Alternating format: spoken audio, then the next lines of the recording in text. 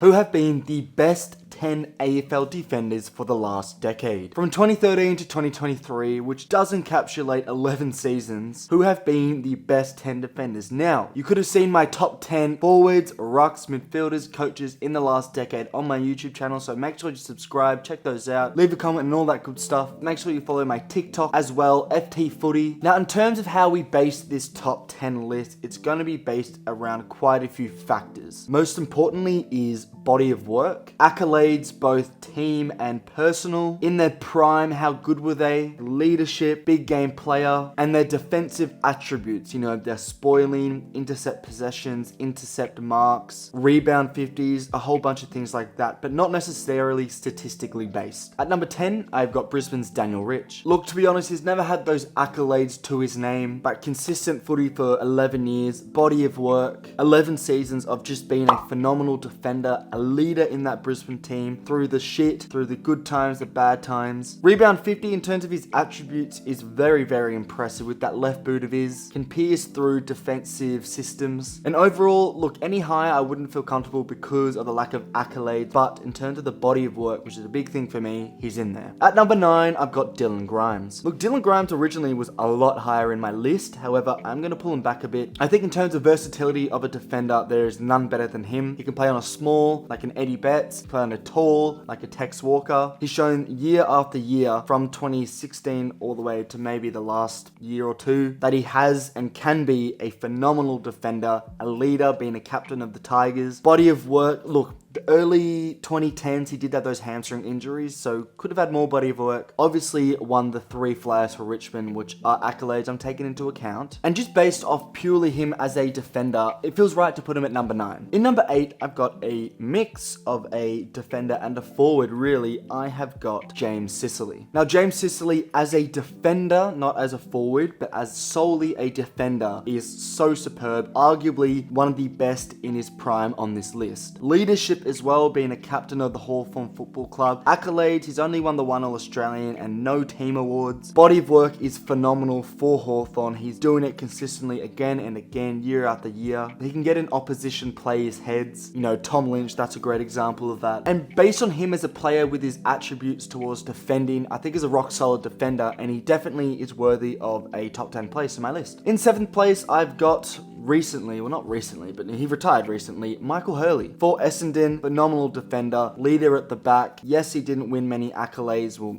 you can't win accolades when you join Essendon, let's be real. But he was a great defender, really talented guy, overcame a lot of injuries, then latter end towards his career. But from 2013 to probably 2019-20, he was always a top 5 defender in my eyes, a great fullback. And I must stress as well, this list isn't just key defenders. It's a mix, small and tall. But I think Hurley has to be in there. Consistent. I think that's a word that comes to mind when I think about Michael Hurley. Consistently a great defender. And unfortunately, because Essendon were rarely up towards the top of the table, and if they were, it was because they were in certain syringes in them. But because Essendon weren't that high up ever, it's hard for him to get the recognition. He's a very underrated player. We talk to Essendon fans or people who know football. Throughout his career, he was a brilliant defender, and his career and him as a player, he's very underrated. But he's not good enough to be at number 6, who I have got Heath Shaw. Both for Collingwood and for the Giants. Phenomenal defender, rebound defender, defensively very astute, quick, small, a leader in, well, both teams, but particularly GWS. Yes, he didn't win any premiership for the last decade. That Collingwood flag was before 2013, but multiple All-Australians, and just generally as a defender, extremely stingy. And I feel like that's something that I rate highly in a defender, is if they can just stop the opposition from kicking a goal, having influence, they're a good defender. And this guy was stingy and very good at that. Body of work as well. For, well, he's retired now, but sort of for 9, 8, 10 years of the last 11, the last decade, he has been phenomenal. Before you crucify me in the comments, yes, a decade is not 11 years. Obviously, it's not, but I'm saying decade 2013 to 2023, which is 11 seasons. But anyway, we move on. Now, before we get into my top 5, I'm going to go through some honourable mentions. Now, these include the players of the likes of Jacob Wiedering. Probably too soon to put him in this list, but he's coming good, and in a couple years' time, he'll be in the list. Daniel Italia, 2 All-Australians for the last decade. Very unfortunate to miss out. Brilliant defender for Adelaide. I've got Basher Hurley in here as well. Unfortunate to miss out 3 flags. The thing with Basher, and I originally had him in my list, was big game player. He is probably the best of these guys. Runners up in the Norm Smith for 2 of the 3 flags for Richmond, and the flag he didn't win runners up on the Norm Smith was the game that he did his calf in, so how could he do that? But there are just better defenders, but he was very much considered. Jake Lloyd considered as well, really good for Sydney, all Australians, like accolades are there, but I just think defensively he doesn't quite have it. Little bit of a stat patter as well, just getting touches where I feel like the influence may not be there. Rory Laird, look, great player. I think he won 2 All-Australians in the defence, but transitioning to the midfield, I feel like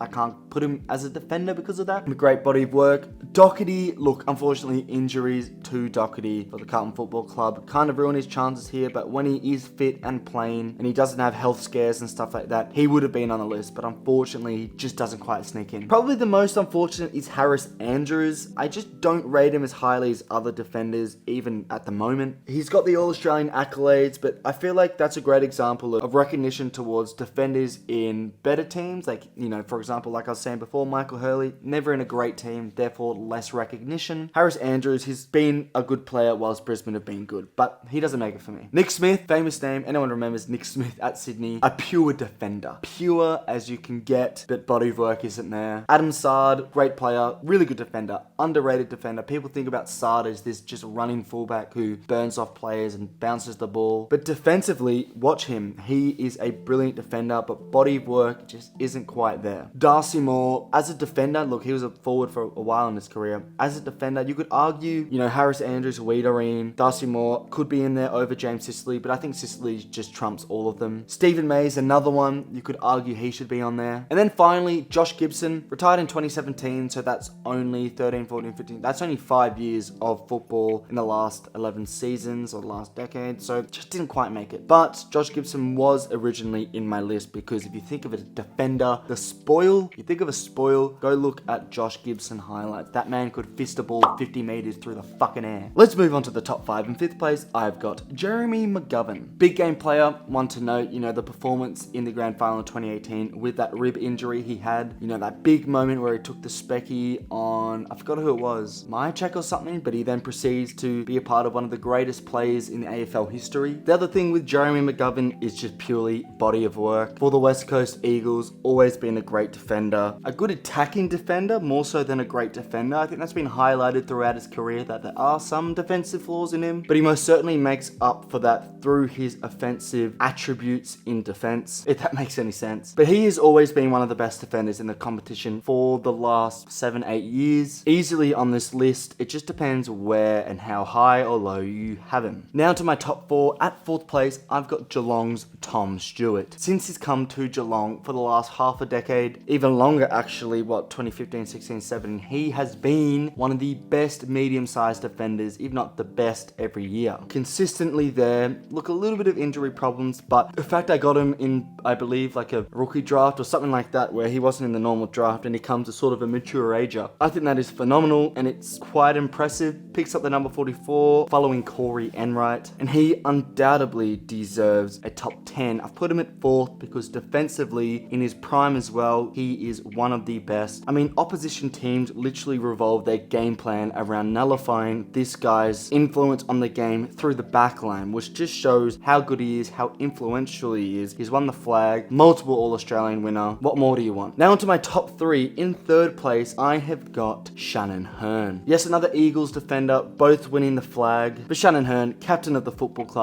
for the West Coast Eagles, captain in a flag winning season. Literally for the whole decade, from the year that just went to 2013, he has been a top defender, consistently there, rarely seems injured, always playing well, reliable, defensively very astute, has that long bomb in him which, you know, contributes towards his offensive attributes. Prime, he's a brilliant player, but body of work is absolutely phenomenal. I am obsessed with that word body of work, but that is a big reason why he's in the top 3. But for me, there are 2 better. Now, before we get into this, comment down below your top top 10 defenders for the last decade. Let me know where I've gone wrong. I might have missed a player. I don't think I have. I've done thorough research on this. I'm sure I could put more Hawthorn defenders in there. Sam Mitchell was a good player, but you know, he just didn't cut it. Anyway, let's get into the top 2. In second place for this club, Alex Rance. Now, Rance unfortunately did retire in 2019, so that's only 7 years of football in this 11-year debate. But prime as a defender, arguably the best from 2013 to 2019 before that big injury he had. He was the best defender in the league almost year after year. What a player. Literally transformed Richmond, kept Richmond afloat, literally led them to the finals from 2013 to 2015, all on the back of that man. You think Dustin Martin would have, been Richmond's saving grace. It was Alex Rance. And even from 2017 to 2018, when we were, in our peak years, he was the guy. Arguably should have won Norm Smith, so he is a big game player. Some of the battles, the Buddy Franklin battles, he has had some absolutely phenomenal battles between these players, and he's such a phenomenal player. It's a shame what happened to him. Many suspicious reasons why he left, but ultimately he said it was for his religion, which is commendable to him and respect to him. But he's now back to the Gold Coast in a coaching position. Ultimately one of the best, if not the best defender for the last decade. I am taking bias aside here, okay? There's no bias in this. He is comfortable top 2 for me. But Alex Rance, despite how brilliant he was, how ripped he was, not that that contributes to this, and how just amazing of a player and as a leader he was for Richmond, there's one better. And this man was a better leader than the rest. He was better in his prime, arguably, than the rest. He has more accolades than the rest. He will have a better legacy than the rest. He is more all-round, midfield, defensive line. He is the best defender in the last decade. It's Hawthorn and Brisbane's Luke Hodge. What more do you have to say about that man? Big game player, Norm Smith. Actually, 2 Norm Smiths, I believe. Grand finals and finals. He's Mr. September. This man, purely based on big game player, he's the best. Leader, he's the best. In terms of his body of work, he retired for the second time, a couple years ago, so he's been doing it for a long time. 3-time premiership captain. And I think what speaks volumes is everyone thinks his career is done. He goes to Brisbane and he influences that team. He leads Brisbane from being shit for so many years to making finals and being a top team. And he is one of the figures there that is responsible for Brisbane's upcoming. Just in terms of his attributes, so rock solid, super strong, one-on-one, it was brilliant. Off the ball was brilliant. A big thing, like, how do you defend off the ball, your positioning? This guy was brilliant at it, similar to Alex Rance. Attacking wise as well, like I said, he could move through the midfield and influence through there as well. And he just is the best defender. That was no doubt to me. He has to be in there. The flags, the accolades, the All-Australians, even getting up near the Brownlow at times. He's there for me, and that completes my best 10 defenders in the AFL for the last 11 seasons or decade. From 2013 to 2023, who have been your best defenders? Let me know in the comments. Make sure you like, subscribe, all that good stuff. Follow the TikTok, like I said before, FTFooty, and I'll be seeing you in another video.